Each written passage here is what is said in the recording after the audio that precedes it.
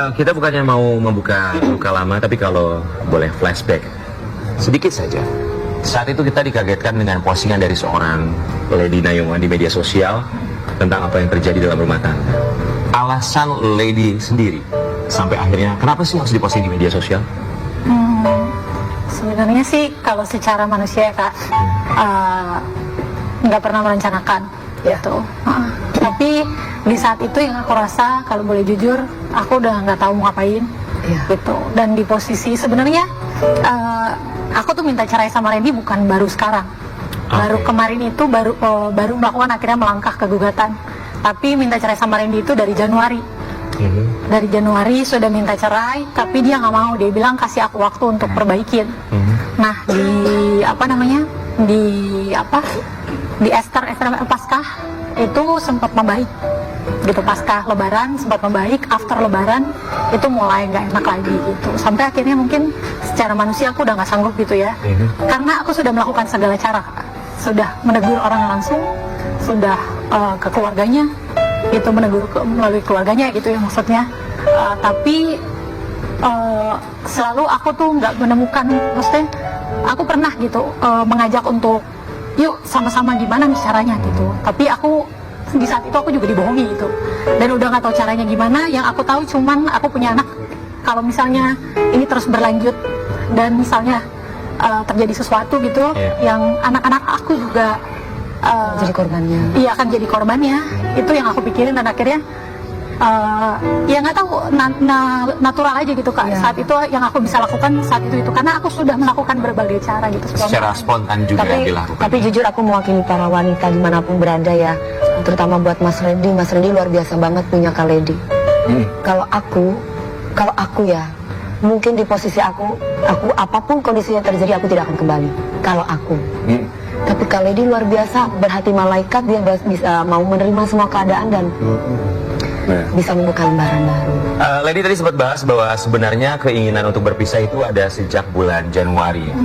Apakah alasan dari niatan seorang Lady untuk berpisah itu juga karena alasan yang sama? Iya, kan aku taunya awalnya dari September ya. September, terus aku tahu lagi Januari. Nah di Januari itu aku udah bilang sama dia gitu, kalau dibilang sayang aku sayang gitu, tapi nggak begini caranya gitu.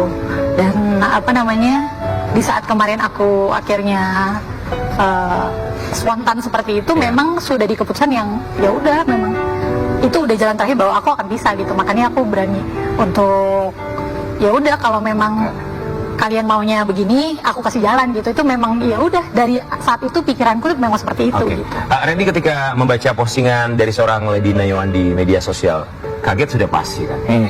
Tapi apa yang terfikirkan oleh Randy saat itu ketika membaca postingan istri sendiri tentang apa yang kamu lakukan di belakang? Satu, kaget. Kedua, gak nyangka dia bisa ambil langkah itu tuh, sama sekali gak nyangka. Ketiga ya pas saat itu ya langsung telepon dia, pengen nanya kenapa, ini ada apa. Panik deh, pokoknya semua panik. Terus yang aku pikirin ya udah cuma, aduh ini udah kelewatan, berarti udah di titik dimana kayak ketampar deh. Mungkin bukan ketampar lagi sih, kayak ini lagi mimpi ya, mimpi buruk ya. Jadi tersadar begitu saja ketika ini sudah ramai dan akhirnya seperti ini gitu ya. Dan akhirnya gugatan cerai dilakukan oleh seorang Lady Nayoman. Nanti kita akan bahas sudah sejauh mana untuk gugatan cerainya, karena yang kita tahu satu hal juga bahwa ada satu kemungkinan dari mereka berdua untuk kembali rujuk. Kita mau kasih lihat artikel yang satu ini, nanti kalian boleh tanggapi. Insiden kecelakaan jadi alasan Lady Nayoman pilih rujuk dengan Randy Jarnat. Ini banyak yang simpang siur sampai dengan sekarang. Kalau boleh diceritain buat insiden atau kronologis kecelakaan kemarin ketika kalian berdua, itu seperti apa sih kejadiannya?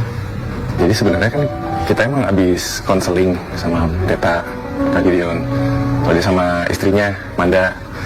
Abis konseling kita pulang, pokoknya dia lagi perjalanan pulang, aku mau nganterin Lady. Itu sebenarnya mungkin kondisinya kita secara komunikasi udah baik, udah baik, dan aku juga mikir oh ada chance nih. Oke, dan emang kita juga ada mediasinya juga sama ya karena agama kita Kristen ya kita sama pendeta masing-masing, dan ya intinya kita udah berpikir di situ, aku sih lebih berpikirnya oh ini udah Akan ada jalan keluar Iya. yang baik gitu ya. Iya, dan hubungan kalian. dan di situ kita juga udah komunikasi, udah nggak ada emosi sih, maksudnya udah semua udah baik-baik aja. Dan di hari itu hari Minggu, nggak ada feeling apa-apa ya, maksudnya ya udah berjalan seperti biasa aja. Kalau dibilang kecelakaan, kalau mungkin dari akunya, aku pikir kejadian aku di posting di media sosial sama Lady yang kemarin itu beritanya, aku pikir itu titik paling serem, titik terendah. Aku lah sebagai manusia nih, sebagai suami, sebagai bapak tuh udah. Tapi pas kecelakaan, puji Tuhannya juga kita nggak ada yang luka berat, nggak ada yang sampai kritis, sampai apapun itu, dan itu mukjizat Tuhan banget. Penyebab kecelakaannya karena? Kalau dari aku yang di dalam mobil, setir aku tuh ke kiri. Setir aku ke kiri. Kalau dari yang Mungkin gitu Randy, enggak? enggak. Mungkin lagi berantem dalam mobil. Banyak yang berasumsi, mereka bilang, banyak yang bilang katanya apa jangan-jangan lagi berantem. Enggak ada. Terjadi kecelakaan. Akhirnya aja yang setirnya mungkin diapain? Sinetron dong itu. Tiba-tiba kaget kan, suka ada orang yang kayak kalau orang sudah bilang tuh kayak ngedaung, tiba-tiba kaget gitu nggak? Enggak, kita. Sih, kalau dari bengkelnya itu ban kirinya pecah kemungkinan. Oh, oke. Dari si siapa Jadi Mas ban Wijaya. itu ada bolongnya. Jadi kenceng ada bawahnya? bolongnya.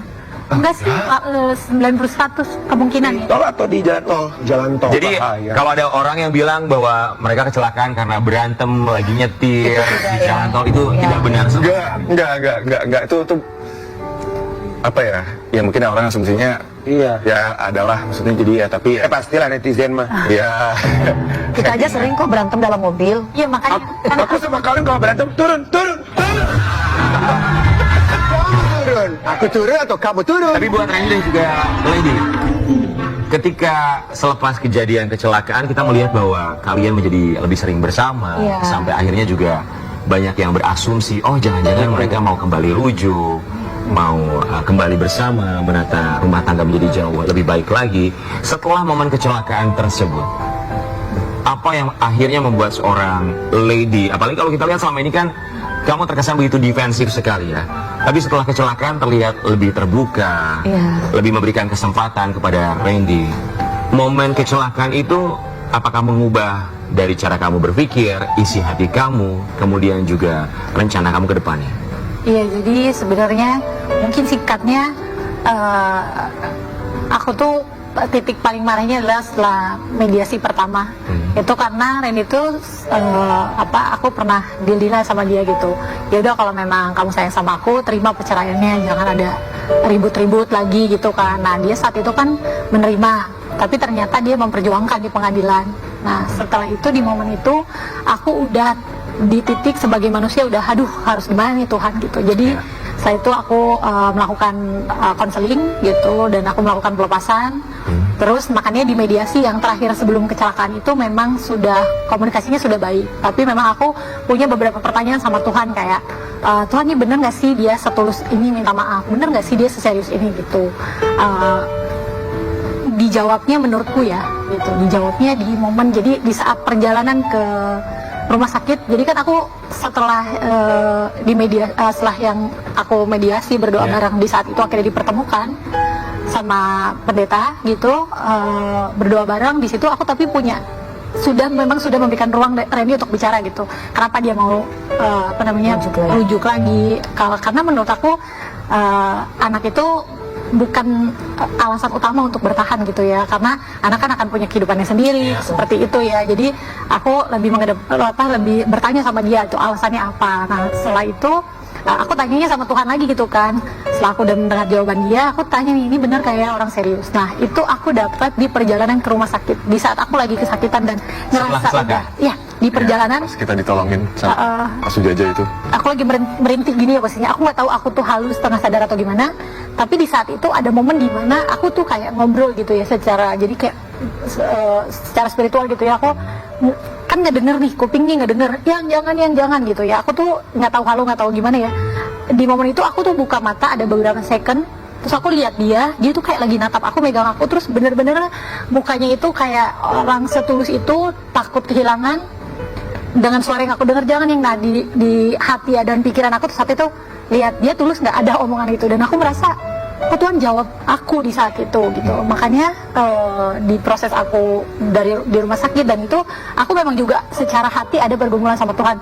Tuhan itu ya jawabannya gitu, dan dijawab dengan Randy ini ya merawat aku gitu, dan dia selama di rumah sakit nggak tanya, nggak paksa aku gitu, nggak paksa untuk di momen itu kan aku nggak bisa berbuat apa-apa ya, tapi namanya perempuan ya Kak. tapi dia nggak paksa untuk udahlah jangan ya gitu dengan kondisi aku. Oke. Tapi dia tidak membahas tentang Iya. masalah pernikahan sama sekali, Iya. lebih fokus sama kesehatan kamu. Iya. Oke. Tapi kalau kamu tadi sempat bilang bahwa sebelumnya kalian sempat pergi ke konseling pernikahan, apakah kamu melihat ada perubahan yang lumayan drastis dari seorang Randy Karnet selepas dari konseling pernikahan, atau justru perubahan itu kamu lihat setelah adanya kecelakaan tersebut? Iya, setelah ada kecelakaan kan baru ada momen, karena waktu perjalanan itu ya udah ngobrol udah baik-baik baik-baik aja. ya, yaudah aku anterin pulang ya, dia bilang gitu karena udah malam. Sebenarnya juga gini loh, mungkin kalau momen untuk intens setiap harinya Itu setelah kecelakaan. Karena kalau sebelum kecelakaan, sebelum konseling itu kan kita ketemu juga jarang ya. Oke. Maksudnya karena Komunikasi juga jarang gitu ya. ya jadi kalau ya udah paling ke rumah ketemu anak-anak, aku cabut lagi. Itu yang penting kontrol aja. Jadi tapi kalau Setelah momen kecelakaan, baru aku ya gimana ya, takut di apa ya. sama sekali nggak ninggalin. Oke, gitu. Jadi waktu Lady cerita, terlihat mukanya Randy tuh kayak sedih atau mungkin pasti. terharu untuk mengingat momen apa ya yang dirasainnya tadi. Lady sedang bercerita. Apa ya? Habis mimpi buruk gitu ya Mas Randy. Mimpi buruk ya, tapi karena aku pikir tuh saat ya itu beritanya ke blow up, aku pikir itu yang paling serem. Iya. Ya. Aku pikir itu udah titik terendah deh, udahlah. Aku pikir udah nih hukumannya. Tapi pas kecelakaan itu juga, ya ampun, gak kepikiran sama sekali. Di mobil itu, dalam mobil itu kan aku ya itu kan nggak ada darah, nggak ada luka kebuka, itu kan yang nggak ada apa-apa. Tapi kan aku cuma pikir di situ kan dia nafasnya kayak udah tinggal seperempat lah, kayak cuma tinggal di sini, terus matanya juga udah ngerintih kesakitan, udah aku pikir cuma ini ada yang patah nggak atau nusuk apa, Luka dalam segala macam ya. iya takut. Apa ya, kayak cuma di situ kepikirnya gini, jangan, please tolong jangan pergi.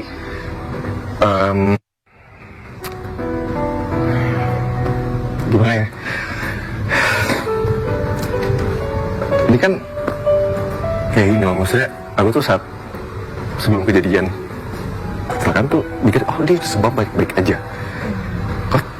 Kok tiba-tiba ada ini? Ya. Tuh yang kayak,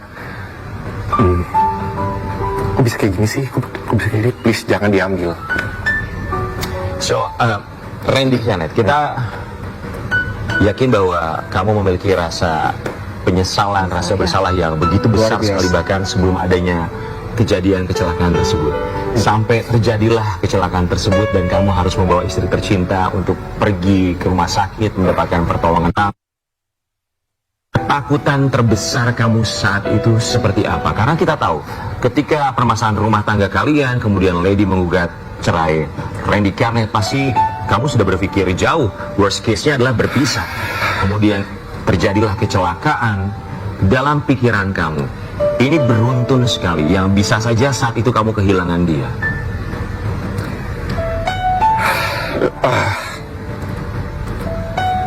Nah ya, di situ cuma mikir yang penting sampai di IGD, sampai di pokoknya dari mobil IGD itu cuma mikir satu.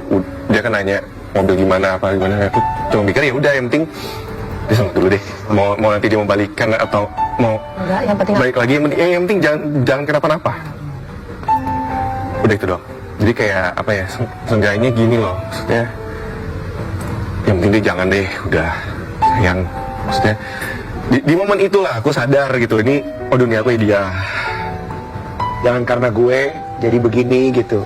Iya Kak, maksudnya gini loh. merasa bersalah ini semua Iya, gara-gara banget yang Kak, aku juga harus kehilangan lagi dan ini semua gara-gara gue lagi. Pasti kan akan ada beban moral di situ ya. iya. Dan jadi yang penting dia selamat dulu ya. Di IGD pun kan ya udah aku teriak-teriak panggil suster semuanya, maksudnya yang penting urusin dia dulu. Ya, ini tangan juga udah beredar, cuma udah dia. Setelah aku diceritain kan sama Cili sama Kodensu, ternyata dia itu nggak mau dipegang suster, dia mau dipegang, kan aku kan udah pakai oksigen, terus aku nggak bisa ngapa-ngapain lah dengan leher dipakai itu juga, cuma bisa tiduran. Terus kalau kata Kodensu sama Ci Olive diceritain, dia itu mau diobatin, kan ini lukanya sebenarnya terbuka kan, kulitnya kebuka gitu, mau diobatin itu setelah jam 11 siang, setelah hasil MRI CT scan aku keluar kalau nggak ada tulang yang kenapa-napa, hanya cedera otot seluruh tubuh gitu, bagian kiri terutama. Jadi memang ada pembengkakan otak kiri, ada penyempitan di leher C3, tapi nggak ada, puji Tuhan sekali nggak ada yang kena syaraf. Karena trauma kan ada benturan. Sekarang kondisi fisik dan pengobatannya apa yang harus dilakukan? Pinggulnya sih yang paling parah kan, jadi ada cedera otot pinggul. Nah, pinggul ini kan otot itu kan yang menopang tubuh, jadi kurang bisa gitu lu yang semestinya duduk dengan postur normal. Berarti terapi dong, fisioterapi 6 kali.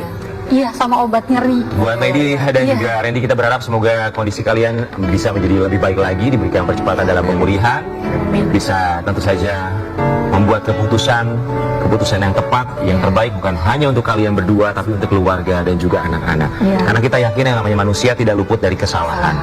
Dan sebagai seorang suami, terlepas apapun itu godaannya, kita juga pastinya berharap yang menjadi support system selalu bisa mengingatkan, termasuk bisa menerima kekurangan pasangan masing-masing, karena tidak ada yang sempurna, tapi menerima kekurangan dengan cara yang sempurna. Kita mau kasih lihat artikel yang satu ini.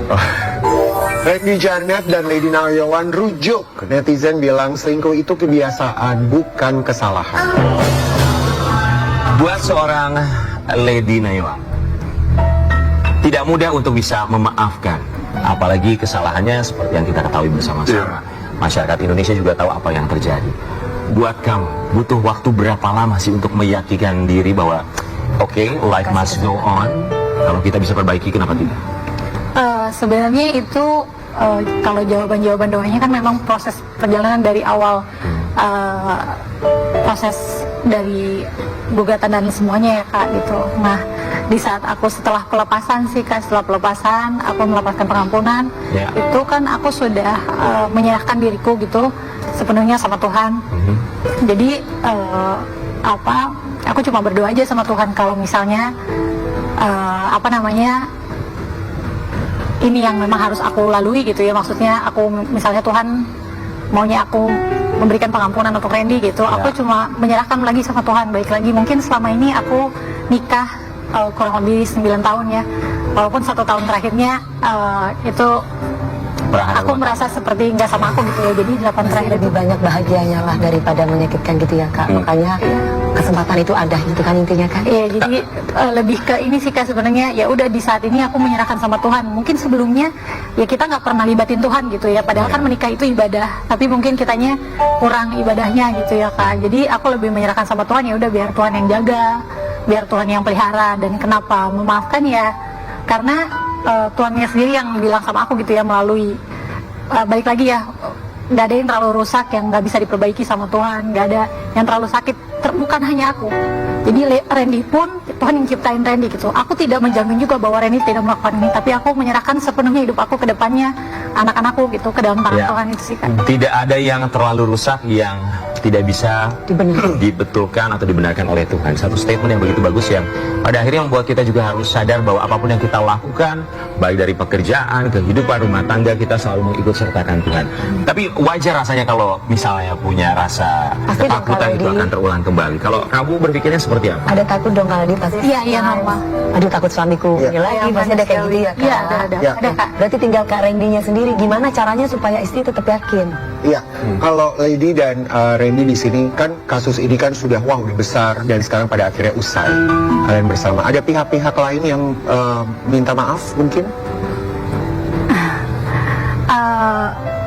Aku sih nggak mau bicara. Jadi setelah aku sama Randy ibaratnya sepakat untuk ya udah aku menjawab pertanyaan dia, ya aku akan aku tidak cabut gugatan kan Kak, tapi kita berdamai gitu di mediasi, berdamai. Dan setelah itu kita berdoa bersama bahwa kita memutuskan untuk lihat ke depan gitu, yang mengubah kebiasaan-kebiasaan mudah-mudahan. lama kita jadi kebiasaan-kebiasaan baru yang lebih baik gitu sih. Oke, jadi sekarang untuk proses hukum mediasi masih terus berjalan, tapi buat dari seorang Lady Nayawan sendiri kemungkinan untuk cabut gugatan cerai itu masih terbuka lebar. Oh enggak Kak, mediasinya sudah dijawab kemarin. Harus dijawab. Iya, Dan sudah akhirnya dijawab. Jadi kan kalau mediasi itu berjalan karena yang pertama Randy kan minta waktu, baru dari pihak Randy melalui lawyernya saat itu memberikan proposal perdamaian. Oke, oke. Jadi dia menyatakan secara hukum apa-apa yang kenapa dia mau berdamai sama aku dan aku sudah terima kemarin. Oke, Jadi kita tinggal putusan perdamaiannya aja. berharap semua baik-baik saja, dimudahkan segalanya, dilancarkan segalanya dan bisa kembali utuh sebagai sebuah keluarga. Oke. Buat seorang Randy Kiana, boleh dilihat istrinya? Anything you would like to say? Mau bilang apa sama istri tercinta Lady Nayawan?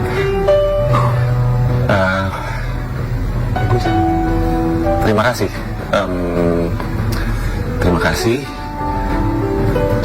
Terima kasih udah sabar. Jadi istri aku, jadi yang nolongin aku. Karena aku tahu nggak gampang, susah.